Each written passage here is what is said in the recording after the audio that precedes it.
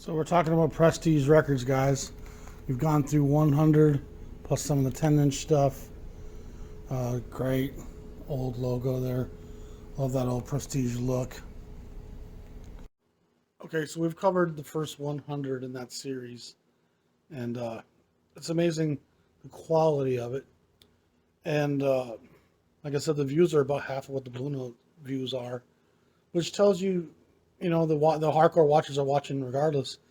But the people who are out there Googling stuff, Prestige probably has half the popularity that Blue Note has right now, which is skewed and very... Reminds me a bit of the New York Islanders of the late 70s, early 80s that won 4 championships in a row and no one remembers them. Prestige is prestigious, for lack of a better word.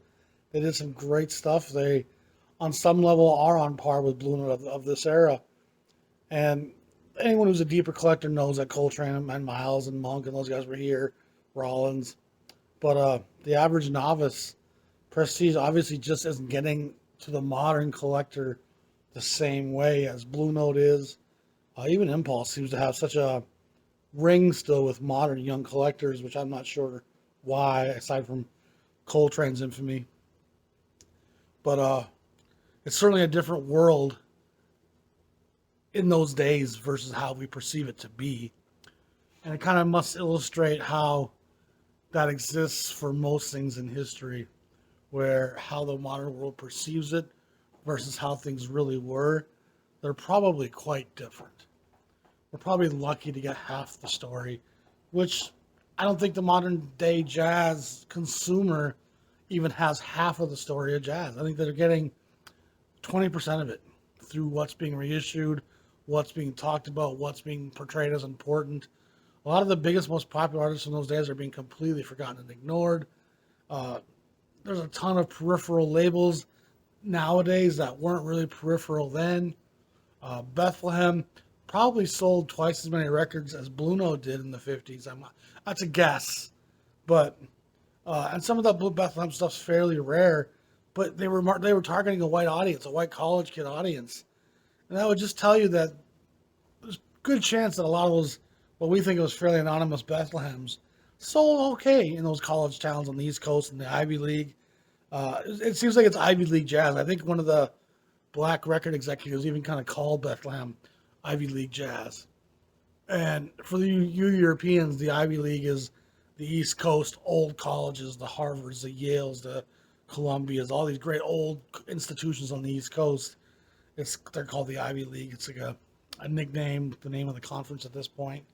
I think it was just a nickname initially, though, because a lot of the old buildings have Ivy all over, just like some of the old colleges in Europe do.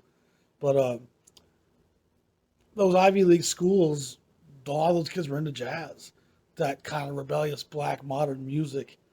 And it was the Bethlehems and the whiter artists that were popular. They were playing on those campuses, doing shows. Black musicians didn't get that opportunity. So it's just strange how different the modern retelling of the story has become, and how much work it is to try to tell a broader swath of the story, because so few people are interested, because it's not hip or cool to be talking about something that's not modern being reissued, and it's only cool if someone's reissuing it. It's like saying the only cool old TV show is the one that get made a movie about now, or where they read. It's weird. There's a lot of great stuff that's been completely ignored, and there's only so much these modern day reissue programs can tackle.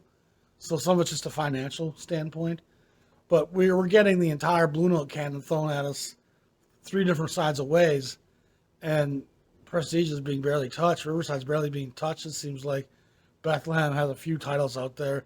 Savoy has a lot of stuff that's no one's even seen. It's just, I don't know, it's just strange. And again, you'd think that people would be interested in hearing more of the story. It's not like these artists and labels were peripheral labels at that time. They were as important as Blue Note, if not more so in some ways. But again, I'm not really complaining about the viewership. It does affect how much money I make, but the amount of money I make on my YouTube channel is fairly minimal. It's less than $100 a month, really.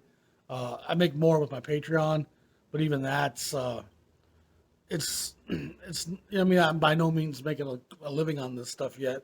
I'd like to be, but I'm not. Uh, Speaking of which, my fella who offered to pay for my gym membership seems to have backed out at this point. So now I got another bill I got to pay. So if you are in the mood to help out at Patreon, that'll be a great time, because I just incurred a new $100 a month bill, and it's life. We'll get by. We'll figure it out. Still trying to find some work. Anyway, for any further ado, let's dive into the 71 to 7150. And let's look at some of the great titles that Prestige has to offer here. Some pretty awesome stuff. Okay, and here we go. 7100 is a great second LP by the great Barbara Lee. A nice little singer with a pop sensibility. If it looks like it's a really faded image, it's kind of how the image is. It's not from the plastic. It's just a real washed out image of her face, almost like it's in a cloud. Barbara Lee, In Love. That's a rare Prestige. Dick Carey and Johnny Windhurst Orchestra. Fairly anonymous people nowadays, but in those days that would have been somebody of note. And she's a great little singer. Those are both fun records to find. Flute Souffle, 7101. And here you got Bobby Jasper, the Belgian sax flute player, neck to neck with Herbie Mann, one of the great flautists of the 50s into the 60s, and even the 70s. Herbie Mann's still making crossover jazz R&B hits. This is Earthy. It's kind of one of those Prestige jam records. It's kind of been attributed to Kenny Burrell at this point, but if you look at it, they're all kind of getting equal billing here. Burrell, Al Cohn, Art Farmer, Hal McCusick, Mal Waldron, Teddy Kotick, and Eddie Thigpen. So you got 1, 2, 3, 4 brothers and 3 white cats, which is a pretty mixed group. This is called Earthy. It's a good session. I wouldn't really call it a Kenny Burrell record per se. A Kenny Burrell record usually has a bit more guitar-centered sounds and production. It's kind of just a jam record, but it's great.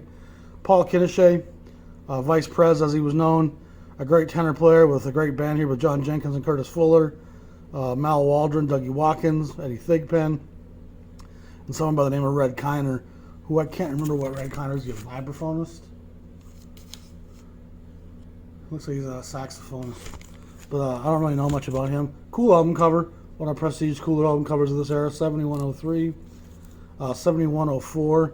That's Teo Macero, who ends up working for Columbia Records. You'll hear him producing Miles Davis in the 60s on a lot of those records. You'll even hear his voice on some of those records. He's talking to Teo. This is when he's still a player, and he's playing with Teddy Charles and Mal Waldron, Jerry Segal, and Addison Farmer, which is, like I said, Art Farmer's brother, who's a bass player. This is John Coltrane, Prestige 7105. And that's Coltrane's first record as a leader. And so he's been through a lot of changes already, playing with Earl Bostic, Dizzy Gillespie. He has been working with Miles Davis now for a couple of years. He's starting to really develop a reputation, but he's also seen kind of a bit of a pariah and a kind of an uncontrollable stallion in some ways in terms of how he plays and his approach. But Prestige gives him this session as a leader. I think it's from several different dates, if memory serves me right. And yeah, it's got numerous different lineups. But there's some great players on here. Red Garland, Al Heath, Paul Chambers, Sahib Shihab. Just a whole interesting little... But again, it's not really a cohesive piece like you'll get on Impulse. It's stuff from different sessions that Prestige put together, which again is Prestige's approach a lot of times. This is For a Lady by Webster Young, kind of forgotten about it, musician, with Paul Kinneshay, Mal Waldron, Earl May, Joe Puma sighting. You don't get Joe Puma here on Prestige very often, a great guitar player from this era. I love Joe Puma's stuff. Probably like most guitar playing in jazz from the 50s, if I'm honest. One of my favorite Prestige album covers by far, Curtis Fuller's New Trombone, again with Red Kiner. Hank Jones shows up here with Dougie Watkins and Lewis Hayes. Louis a great young drummer at this point. Just a great cover. Really kind of captures the longing. That could be a Bruce Springsteen album cover, you know. Nice melancholy to it. Kind of a hint of urban decay going on. Despondency. a loneliness of travel. It kind of embodies a lot of things, I think. 7108 is Teddy Charles, the Prestige Jazz Quartet. And again, it's not really labeled to one person. It's kind of just a group or ensemble with Mal Waldron, Jerry Segal, Addison Farmer, Teddy Charles. And Teddy Charles is a great vibraphonist, a great composer and arranger out of the Boston area, if I remember. And he's just a great modern angled perspective on playing and arranging. And he comes from that kind of white school of composition, you know. And we're going to make some interesting tension. It's not just the improvisation of emotion. There's more composition going on. This is Bags Groove, Miles Davis with Sonny Rollins and the great Milt Jackson, who of course his nickname was Bags, Thelonious Monk, Horace Silver, Percy Heath, and Kenny Clark. I think it's from a couple different sessions. It was recorded in '54, so this is definitely out of sequence in terms of where we're at in the Prestige catalog here. That's recorded probably 3 years before that release of it. Idris Suleiman, fantastic player, bright, fiery trumpet player. Here he's playing with Kenny Burrell, Jackie McLean, Mal Waldron, Paul Chambers, and Art Taylor. And it's jamming and hi-fi with Gene Ammons. So Ammons is the leader of the session here. It's another one of his great thrown together kind of all-star groups. Mal Waldron, this is his second release on the Prestige label, 7111. And his stuff after this will all be at New Jazz. So we'll talk about New Jazz in one of these episodes coming up here and show you what they're doing simultaneously. Mal's a New York player, one of the great New York jazz players of that era. Interplay for two trumpets and two tenors, Idris Suleiman, Webster Young, John Coltrane, and Bobby Jasper, with Mal Waldron, Kenny Burrell, Paul Chambers, and Art Taylor. So again, you have this huge lineup. It doesn't feel super cohesive. There was no rehearsals. It's loose. It has that Prestige. The Prestige has a sound. It's kind of an unpolished rawness where we're just kind of figuring out on the fly as we go. And a lot of these records, I don't think Blue Note would have presented them the same way. They certainly would have done the Barbara Lee stuff. They certainly wouldn't have had, two tenors, two trumpets, just kind of thrown together a lineup. It is quite a different approach. This is a great Red Garland record with Paul Chambers and Art Taylor, one of his great trio records. And I love Garland's trio stuff. And the good news is the Red Garland trio piano stuff is actually cheaper than the quintet stuff, because the quintet stuff, a lot of guys like Donald Byrd and John Coltrane added to the lineup, and those names are more sought after by collectors. And so you add John Coltrane to a Red Garland record, it might cost you $50 more, and they're going to ignore the trio stuff. They think, oh, it's just boring piano trio. It's gorgeous. It's beautiful. It's expressive. It's melancholic. It's storytelling. Alto Madness. This is kind of a compilation set. I think one side is John Jenkins. The other side is Jackie McLean. I'm going to double check that because I'm not beyond making mistakes here. Well, maybe they are playing together with Wade Legg on the piano, Dougie Watkins and Art Taylor on the bass and drums. Looks like they are playing together. That's kind of cool. I think this album has a different cover if I remember, but that's 7114. 7115 is Phil and Quill, Phil Woods and Gene Quill, a couple of great saxophone players, again from the kind of white school, more of composition, and they both, especially Phil Woods, he can get pretty out at times. 4 altos, again, kind of just a Prestige kind of thing. You have Hal Stein, Sahib Shihab, Gene Quill, and Phil Woods, 4 alto saxophonists. That's who showed up today. That's who needed heroin, apparently. And so they put them in the studio together. They're all taking turns kind of jamming, going down riffs, but it doesn't have that Blue Note planned approach to it whatsoever. This is a great record. Art Taylor was a prolific sideman. He drums on sessions from the late 50s, well into the 60s, maybe into the 70s. Also a great personality, and he's also a guy that wrote a lot of notes and took a lot of photos, had some great post-jazz stories to tell. Here he put together a lineup with Byrd, McLean, Coltrane, Rouse, Ray Bryant, Red Garland, Paul Chambers, and Wendell Marshall. So you have a pretty it's got to be 2 sessions there, because you have 2 bass players, 2 piano players, and you got trumpet, alto, tenor, 2 piano players with Bryant and Garland. So again, it's got to be from 2 different sessions, but that's a great record. I like all our Taylor stuff. And he's just an interesting personality in jazz, too. This is After Hours, kind of a Thad Jones record, but again, it's kind of a thrown together lineup. This is a twofer that came out. It's got Oleo on the backside, but I never was able to find an original cover of the 7118 yet, and so that's what I have in there for now. The cover is pretty much the same, just the font and typography is different, pardon me. Kenny Burrell and Jimmy Rainey. This is 2 guitars, so it's 2 guitar players kind of dueling with a backing band that's not really a subdued backing band. You got Donald Byrd and Jackie McLean, Mal Waldron, Art Taylor, and Doug Watkins. So you have a pretty hard-driving, hard-bought band there with 2 guitar players kind of almost struggling for space. But yet it's still a great record, and Burrell's a great kind of subtle orchestrator of sessions. He always kind of organizes things, it feels like, when he's there. It's just the overplay of all the different records he's got. He's had a lot of different sessions, and yet whenever he's there seems to be an organization that at some point he has to be a part of that equation, keeping the chaos from overwhelming. This is Gil Evans and 10, and for those of you who remember, Gil Evans helps Miles Davis make a number of his big records from the late 50s, early 60s, Sketches of Spain, and Porgy and Bess.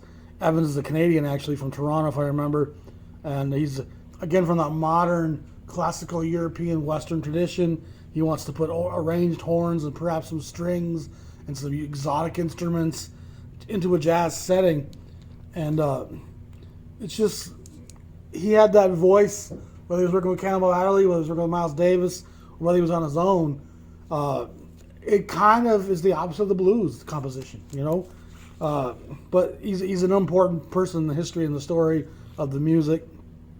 Local Color, Mose Allison, again, that great piano player, and he's also a singer, 7121, great album cover, just got a stoic, atmospheric feel to it. You can almost taste the dust in the air. It's got a kind of a Depression era feel to it, Dust Bowl kind of a thing. But again, he's just he has a bit of an Americana take on jazz, if you ask me. You know, he's just got a bit of that history, storytelling, hard times, white America. He seems to tell, you know, interesting tales. This is Yusef Lateef, The Sounds Of. This was 7122. It was also issued on New Jazz as 8261. And this is actually the New Jazz version of that. If I remember, I think the Prestige version has a slightly different cover. I'd have to check, but I think pretty sure it does. This is Training In, John Coltrane with the Red Garland Trio. This one also has a different cover. Has a better cover, actually. This is a second cover.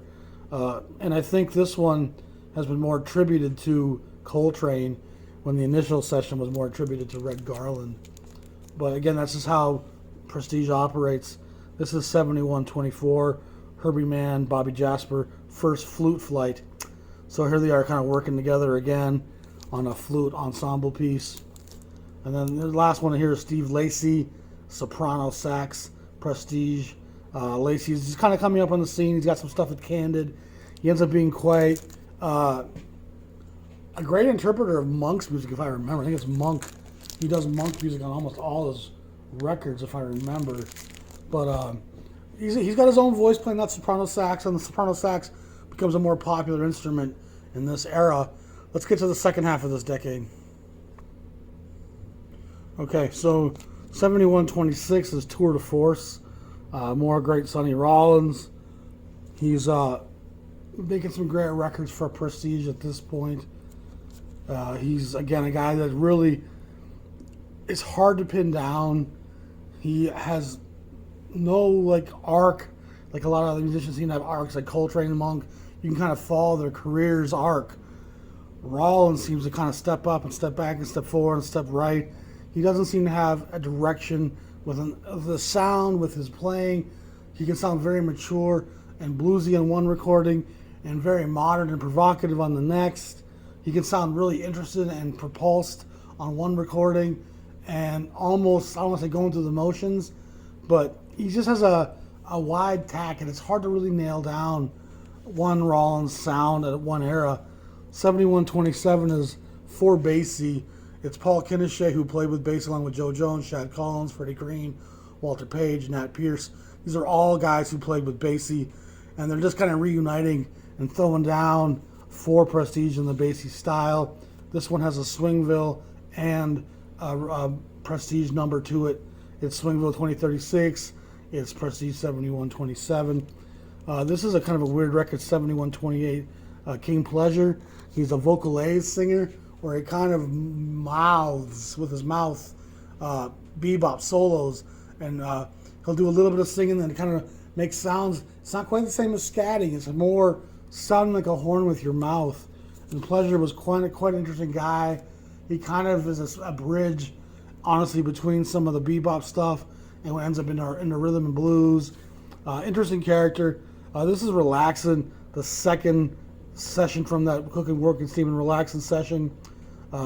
Again, what a great group. They'd played live for about a year. Miles had signed with Columbia. He had to give him 4 more records. They knocked him out in 2 days. And Prestige kind of slowly releases that stuff. It's recorded in 56. Doesn't come out till 58. One of my favorite album covers again here at Prestige is Red Garland Quintet, the All Morning Long, which kind of goes along with All Day Long, All Night Long. This is Garland, Coltrane, Bird, Joyner, Taylor. Great lineup. Kind of a hard bop meets the blues record. You know, I mean, it's not really the driving aggression of hard bop, say, at Blue Note, but you still got Coltrane and Bird, Joyner and Taylor propulsing it. So it's a fairly up-tempo session with some blues. This record had double release as well on New Jazz and on Prestige, and originally 7131. Wheelin' and Dealin' with John Coltrane, Frank West, and Paul Kinneshay. Again, not really a group that you'd think of being this together, but with Prestige, all things are possible, as we can clearly see. This is the Big Sound, Gene Ammons All-Stars.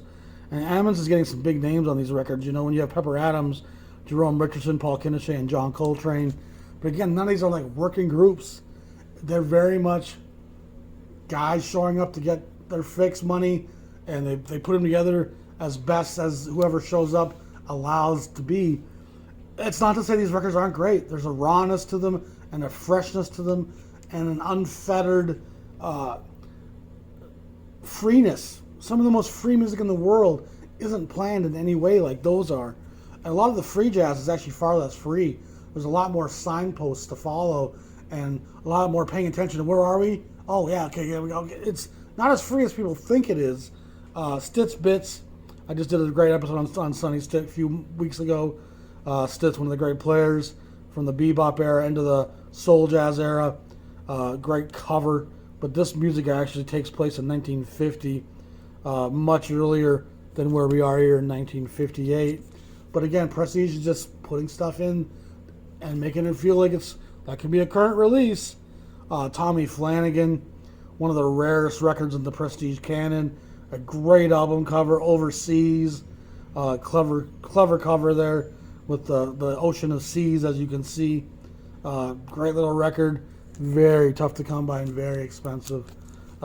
This is Hal McCusick, guy that plays some with Al Cohn. A modern player who kind of has slipped through the cracks over the years.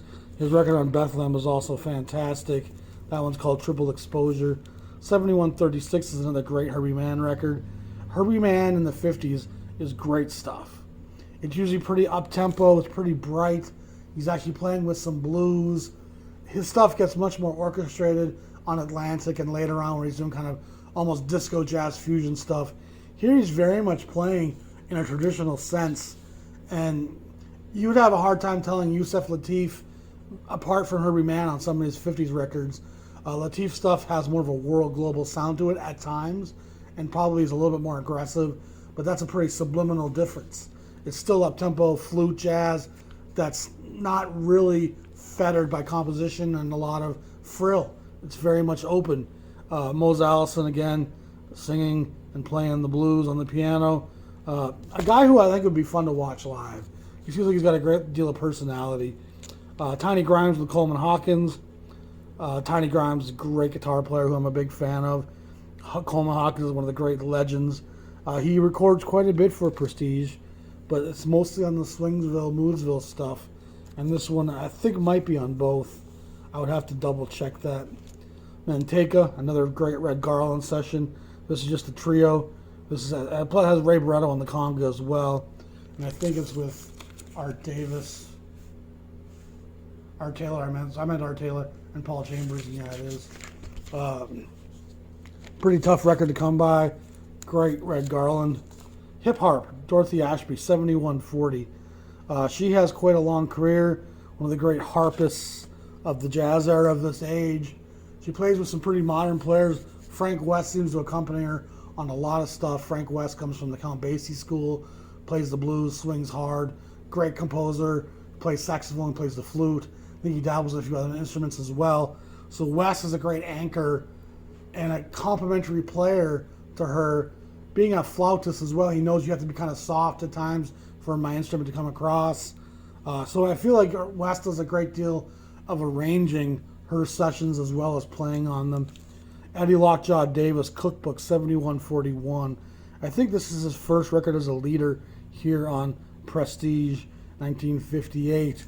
And Lockjaw is one of the great soul blues players of any era.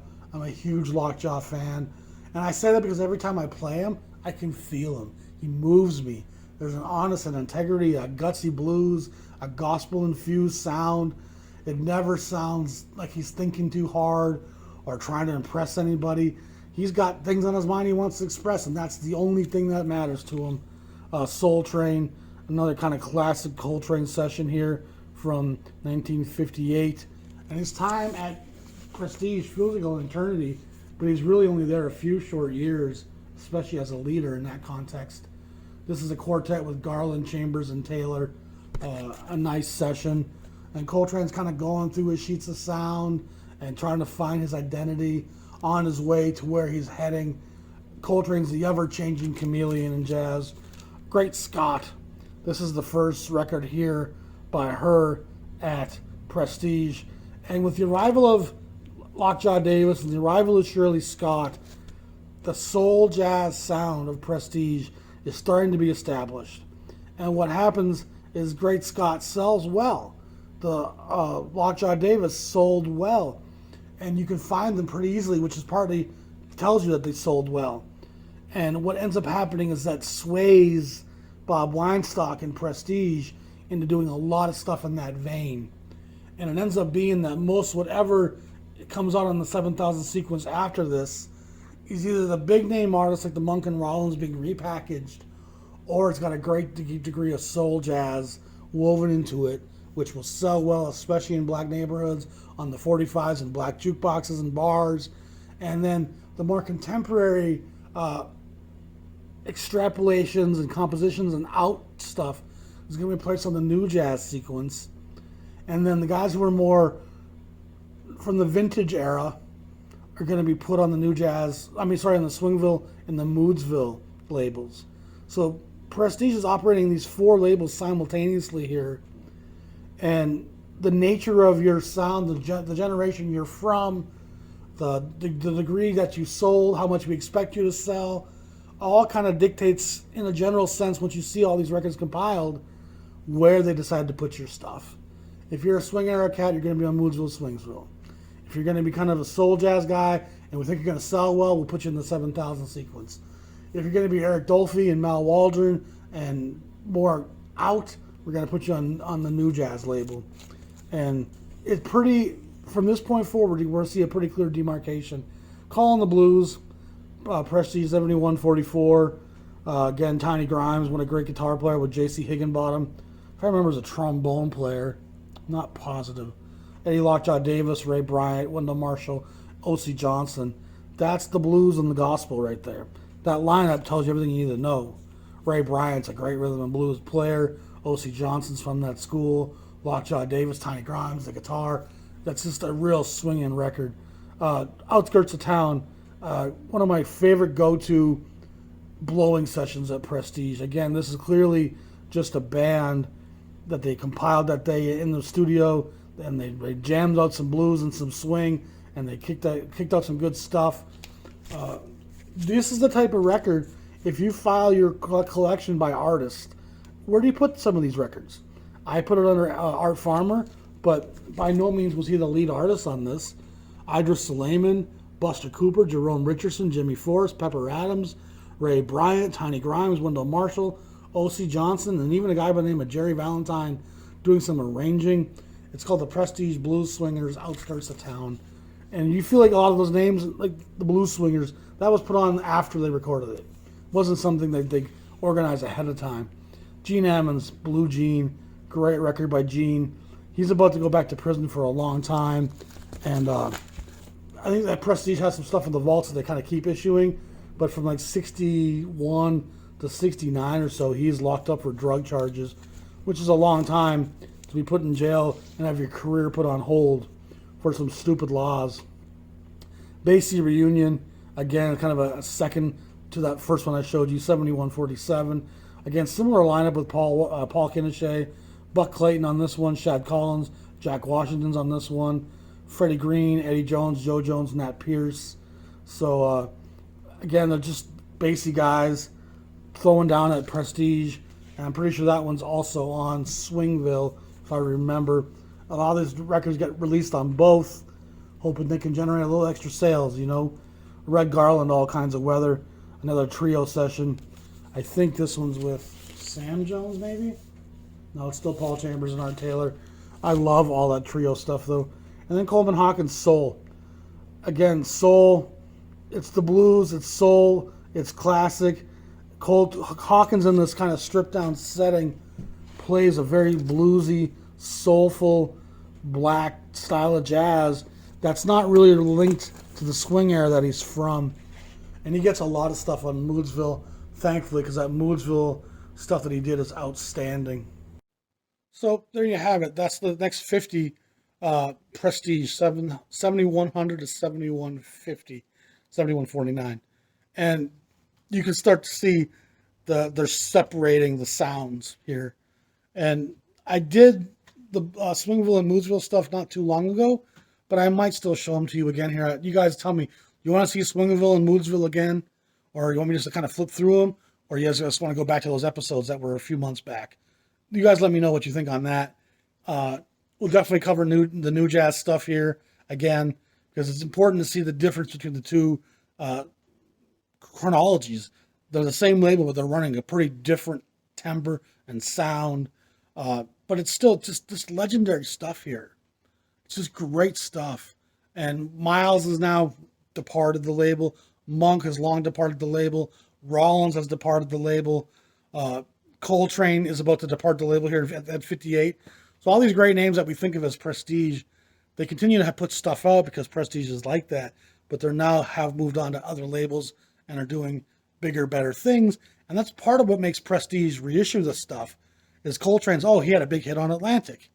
Let's see what we got in the vaults that we can put out to capitalize on his success at Atlantic. And then people go to the store and see, oh, this must be a new Coltrane record. And it's either scraps that haven't been issued, or it's already a record they've already put out on somebody else's name, or even a Coltrane record that was issued earlier, we're going to reissue it. There's just no telling. So it takes some perspective, takes some digging, and that's where hopefully these episodes will help people understand that with Prestige, you got to be careful. And that's where those printouts will help you. But at the same time, none of it's bad. It's all great stuff. And even if you end up with a Monk record with two different covers, the covers are usually pretty cool. So if you don't pay too much, you're not going to be too mad about coming home with the same record twice. I'm usually not that upset about it. So anyway, that's 71 to 7150. We'll probably do the next half of the 7100 sequence, then we'll cover new jazz, and then we'll see where we go from there. Y'all have a great day. We'll talk to you all soon. I'm the Jazz Shepherd. Subscribe to the channel if you haven't. Ring the bell for updates. Hit the like button to help support the videos. Appreciate all your comments and feedback. I try to respond to as many comments as I can. And of course, go to the Patreon page if you want to support the channel or buy some merchandise. Here's a cool Jazz Shepherd coffee shop hoodie. We're making some progress on that now too. So we'll get back to you soon. Talk to you soon. Peace.